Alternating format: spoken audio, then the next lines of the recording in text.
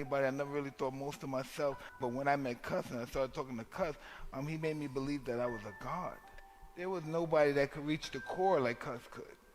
No one could inspire me. Cuss would say this. Do you hear this? Because Cuss had a really, he had this really megalomania ego. He said, let me tell you something. All the prophets, all the gods you ever know about, if they had a son, their son couldn't beat my fighter. Know why? Because he's my fighter. Cuss was an interesting guy. He had the concept of fear down to a science. And most of his fighting was mostly psychologically. He believed the physical actuality of boxing was only 10% when the mind was 90%. He always believed in improving yourself and strengthening your mind. He was a strong believer that your body only purpose was to carry your brain. He believed fighting was your opponent's surrender, his total destruction. And he didn't think of it as, even though he said it was savage and ferociously, you had to do it in such a relaxed and calm state. A really scientific way of destroying. He enjoyed hurting the opponent. He wanted them to never have a chance to believe they could beat you. Everything was that I'm invincible, I'm a savage, I'm ferocious, and the smartest savage. A sophisticated animal, a smart animal, the lion and the fox. You know what I mean? I could beat the vicious guys, and I got outsmart the slicksters. So I was pretty much didactyl in that apartment.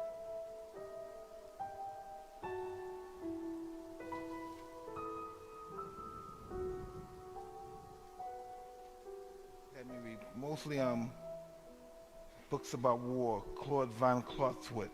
And this is why Cuss read all those books. Cuss was pretty much of an intellect, but he was an intellectual and philosopher about war.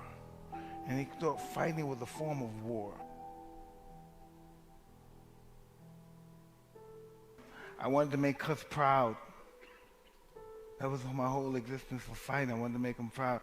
If someone said something negative about me, he was an old man, he would attack them. He would do anything for me.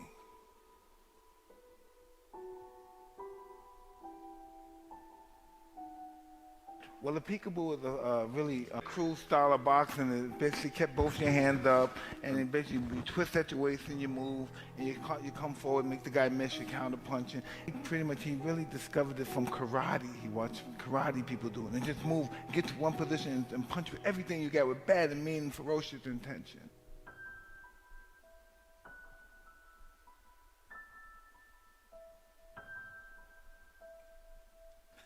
I love war. I love the act of war. I love the players in war. I love the philosophy of war. There's a quote in Machiavelli, The Prince, and when they say, after you defeat the king and you cut off his head, you be audacious and you say what you're going to do to the next ruler and the next prince that you're going to conquer, and that allows them to be intimidated.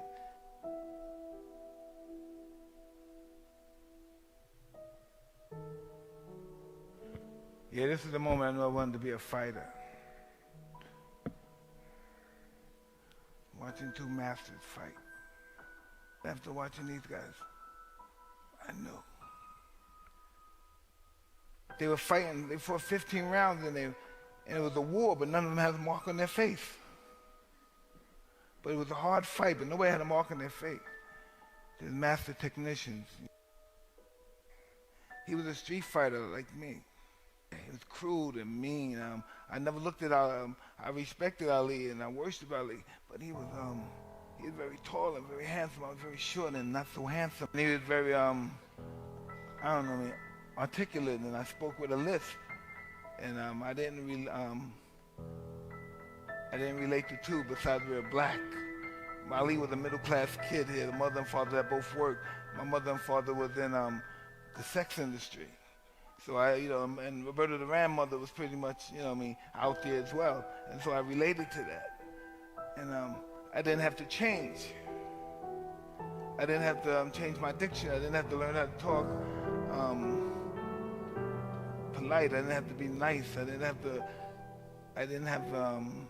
to have a proper linguistic skill. And so if he could be accepted and be worshipped that way, I thought I would be able to as well. After that fight, he pushed Lenny, went to some other guy, and he told him to suck his balls. You have to understand, I'm 14. I'm only 14 years old when these guys fought. This is 1980, so I'm 14 years old, and I just thought that was the most remarkable person in the world.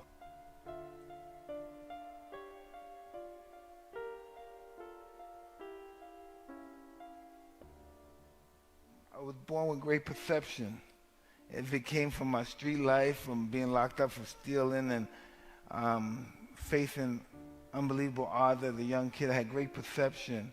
And once I watched these guys fight, I just knew it was a matter of time, but I knew my time would soon come. Reggie Gross is a real tough guy. He's a spoiler. He beat a lot of undefeated fighters. And everybody thought he was going to go at least 10 rounds with me and give me a tough fight. I have to move my hand. I have to be very elusive. And I know I want to hurt him desperately. I want to dismantle him. Watch this. Watch my head.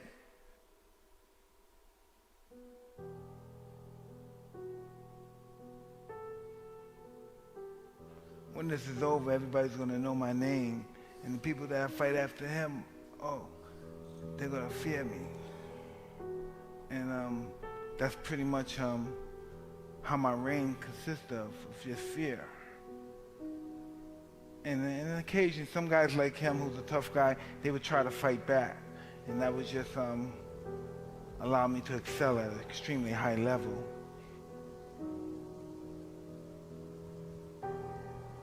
I never wanted to be obscure. I was born in obscurity, and I never wanted to deal with that again. I knew I would attain my goal before it existed. I knew that. I knew I would be champ of the world before I died. I knew I wasn't going to die before I became champ. I was just disappointed that I didn't kill them back then. That was just my main objective because I wanted to succeed so bad, and I failed. And the fear of not succeeding was worse than dying. So I just wanted to make sure they never got up. Our world was winning and beating people and looking spectacular doing it.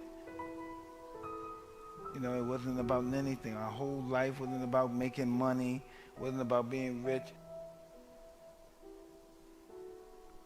And nobody on the planet could beat us. That was everything. My whole life, he said, best fight in the world, best fight in the world. There's nobody on the planet that could beat me. I could beat anybody on the planet in a fair fight, and that's what I always believed. How many people on this planet? I said, what, around 5 billion people, 6 billion? I said I could beat every one of them in a fair fight.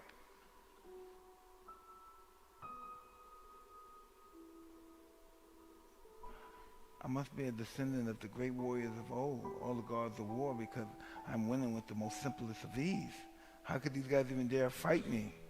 I must be ordained by God.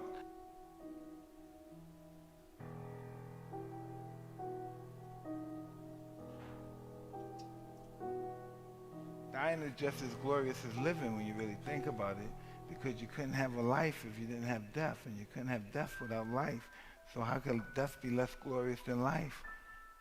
They're both